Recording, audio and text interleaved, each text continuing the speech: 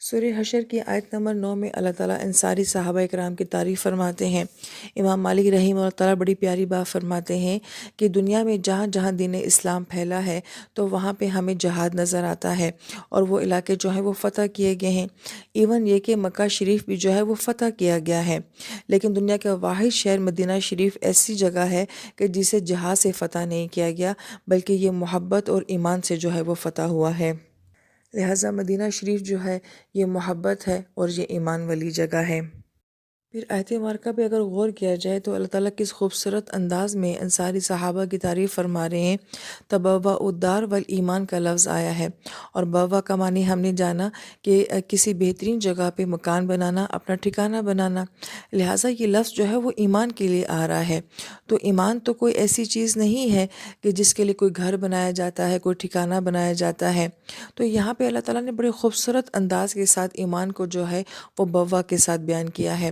لہٰذا بعض اہل علم اس کا نقطہ یہ بیان کرتے ہیں، جیسے ہم نے کہا کہ یہ لفظ جو ہے جنت کے مکان کے لیے استعمال ہوتا ہے، کہ انسان جو کچھ بھی دنیا میں اپنے گھر کے لیے سوچتا ہے وہ سب کچھ دنیا میں میسر نہیں ہوگا، لیکن آخرت میں اللہ تعالیٰ جو اس کو گھر دیں گے اس میں ہر چیز پرفیکٹ ہوگی، اس میں کسی چیز کی کوئی بھی کمی نہیں ہوگی۔ اس لیے ایسا گھر انسان کو دنیا میں نہیں مل سکتا جس میں سب کچھ ہو، یہ انسان کو آخرت میں ملے گا۔ مگر ایمان کو جو ہے وہ ایک گھر کے ساتھ تشبیہ دی گئی ہے، تو گویا کہ ہمارا دل جو ہے وہ ایک ایمان کی جگہ ہے،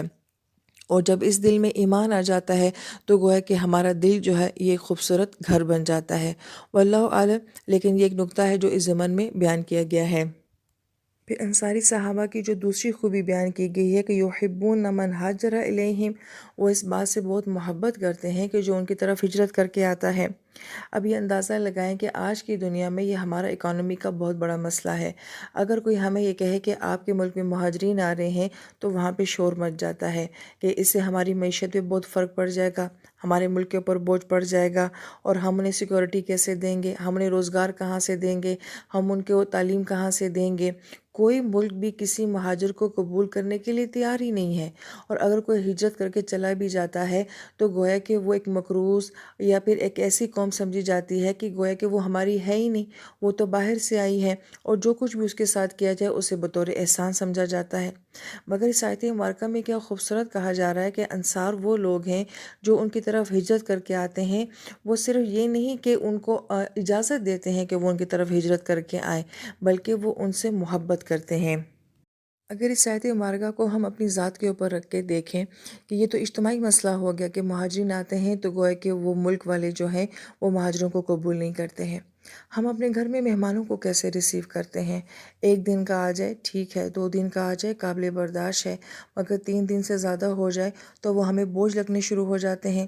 کسی کا ہمارے گھر میں آنا اور اس کے ساتھ ہمارا اپنی چیزیں شیئر کرنا، اپنا کمرہ، اپنا بستر، اپنا کھانا شیئر کرنا، آج کے دور میں یہ بات ہم لوگوں کو کتنی بوجھ لگتی ہے اور کتنی مشکل لگتی ہے، اور ہمارے بچے اس بات سے کتنے بیزار نظر آتے ہیں کہ کوئی دوسرا ہمارے گھر آئے گا، ہماری پرائیویسی ڈسٹرب ہو جائے گی، ہمیں اپنی چیزیں جو ہیں وہ شیئر کرنی پڑیں گی۔ اس لیے آیت مبارکہ میں جو ہے وہ آگے شح اور بخل کی بھی بات کی گئی ہے کہ ہم تو کسی دوسرے کو برداشت نہیں کرتے۔ ایون آج کل سگی اولاد اپنے ماں باپ کو برداشت نہیں کرتی ہے کہ یہ ہمارے پاس کیوں رہتے ہیں۔ اگر ایک ماں باپ کے زیادہ بچے ہیں تو اس بات کا تقاضا اولاد میں ہو جاتا ہے کہ آپ کیوں نہیں سنبھالتے، دوسرا کہتا ہے آپ کیوں نہیں سنبھالتے، تو ہم تو اپنے ماں باپ کو بھی جو ہے وہ برداشت نہیں کر پا رہے ہیں۔ تو کسی باہر کی قوم کو برداشت کرنا اور پھر اس سے محبت بھی کرنا اور ان کو اپنی ہر چیز میں شامل کر لینا، یہ انصاری صحابہ کرام کا ظرف تھا۔ اور اس کی مثال صحابہ کرام کیسے قائم کرتے ہیں کہ جب مہاجر صحابہ مدینہ شریف میں آتے ہیں تو وہ اپنا گھر شیئر کرتے ہیں، اپنے کاروبار شیئر کرتے ہیں، اپنی زمینیں شیئر کرتے ہیں، بلکہ انصاری صحابہ کرام آپس میں جو ہے وہ قرآن اندازی کرتے تھے کہ یہ ہمارے پاس آ کے رہیں، دوسرا کہتا تھا کہ نہیں یہ ہمارے پاس آ کر رہیں۔ یہاں تک کہ جن صحابہ کرام کی 2 بیویاں تھیں تو انہوں نے مہاجر صحابہ کو آپشن دی کہ آپ کو ان میں سے جو پسند ہے وہ آپ رکھ لیں، ہم انہیں چھوڑ دیں گے اور ہم ایک بیوی پہ اکتفا کریں گے۔ یہ کہنا بڑا آسان کام ہے، لیکن یہ بہت مشکل کام ہے کہ اتنا ایسا کہ ان جذبوں کی بھی قربانی دے دی جائے۔ اور پھر ان کی تیسری خوبی کیا بیان کی جا رہی ہے کہ وَلَا يَجِدُونَ فِي صُدُورِهِمْ حَاجَةً مِّمَّا أُوتُوهُ، کہ اگر مہاجر صحابہ کو کچھ بھی دیا جاتا ہے تو وہ اس کے لیے اپنے دل میں کوئی تنگی محسوس نہیں کرتے۔ جب قبیلہ بنو نذیر کا مال فی نبی علیہ السلام کے پاس آتا ہے تو آپ تمام انصاری صحابہ کرام کو جمع کرتے ہیں اور یہ فرماتے ہیں کہ مہاجر صحابہ آپ کے ساتھ رہتے ہیں، آپ کے گھروں کو شیئر کرتے ہیں، آپ کی جائیداد، آپ کا کھانا پینا، ہر چیز جو ہے وہ آپ کے ساتھ شراکت داری پہ کرتے ہیں۔ اگر آپ لوگوں کی اجازت ہو یا تو یہ سارا مال جو ہے مہاجرین صحابہ کو دے دیا جائے اور تاکہ وہ آپ کے گھروں سے نکل جائیں، وہ اپنے گھر بنائیں، اپنے کاروبار کریں اور آپ لوگوں کے لیے آسانی ہو جائے۔ اور دوسری آپشن یہ ہے کہ یا تو یہ مال کچھ صحابہ انصاری میں تقسیم کر دیا جائے اور کچھ مہاجرین میں تقسیم کر دیا جائے۔ نبی علیہ السلام کی چاہت یہ تھی کہ یہ جو فقراء مہاجرین صحابہ کرام ہیں ان کو جو ہے وہ مال دے دیا جائے تاکہ یہ اپنے قدموں پہ کھڑے ہو سکیں۔ اب انصاریوں کا جواب سنیں۔ انصاری صحابہ کرام فرماتے ہیں اللہ کے نبی، جو کچھ آپ کو مال فی میں ملا ہے وہ سارا کا سارا مہاجر صحابہ کو دے دیں، مگر اس کے باوجود یہ ہمارے گھروں میں رہیں گے اور ہمارے کاروباروں میں شراکت میں رہیں گے، اور جو کچھ یہ ہمارے ساتھ شیئر کر رہے ہیں یہ شیئرنگ جو ہے وہ آگے جاری رہے گی۔ سبحان اللہ، یہ ان لوگوں کا ظرف تھا، اور اس بات کی تعریف آیت مبارکہ میں کی گئی کہ انہیں اس بات سے کوئی فرق نہیں پڑتا کہ مہاجر صحابہ کو کتنا دیا جا رہا ہے اور کیوں دیا جا رہا ہے۔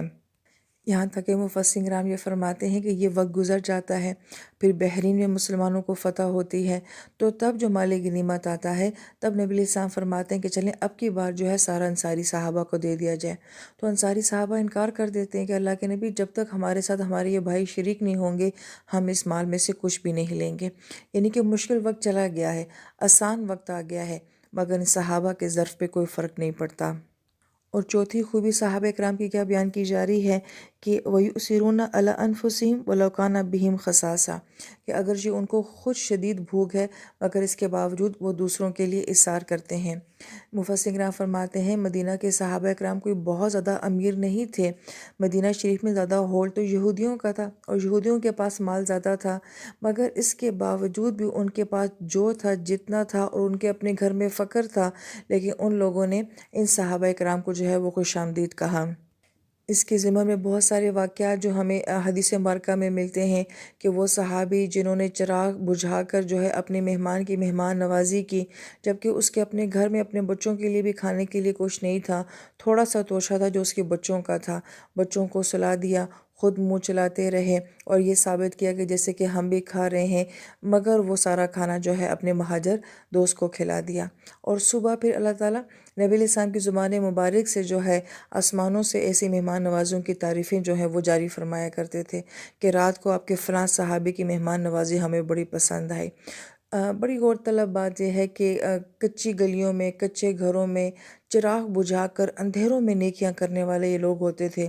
مگر سات آسمانوں پہ ان کی نیکیوں کا شور مچتا تھا اور اگلے دن آسمان سے وحی آ جایا کرتی تھی، اور پھر قیامت تک آنے والے لوگ جو ہیں وہ ان کی اس رات کی تاریکی کی ہوئی نیکی کو قیامت تک کا انسان جو ہے وہ پڑھے گا اور یاد رکھے گا۔ نیکی ہو تو پھر ایسی ہو جو تاریکیوں میں کی جائے مگر قیامت تک جو ہے وہ دہرائی جائیں۔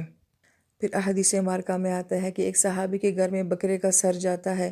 وہ دوسرے گھر بھجواتے ہیں، وہ تیسرے گھر بھجواتے ہیں، یہاں تک کہ 7 گھروں سے ہوتا ہوتا دوبارہ پہلے صحابی کے پاس وہ آ جاتا ہے، اور ہر صحابی یہ سوچتے ہیں کہ شاید میرے بھائی کو زیادہ ضرورت ہو، اس کے گھر میں فاقہ ہو۔ اب یہ اس زمانے کا بڑا اچھا گوشت ہے اور یہ بڑا اچھا ہدیہ ہے، مگر اپنے گھر میں بھوک ہو اور انسان اتنی اچھی خوراک دوسروں کو دے دے، یہ بھی تو ہو سکتا تھا کہ وہ پکا کے جو بچ جاتا وہ ساتھ تقسیم کر دیتے، مگر جیسا آیا ویسا ہی لٹا دیا۔ یہ بہت اعلیٰ ظرفی والی بات ہے۔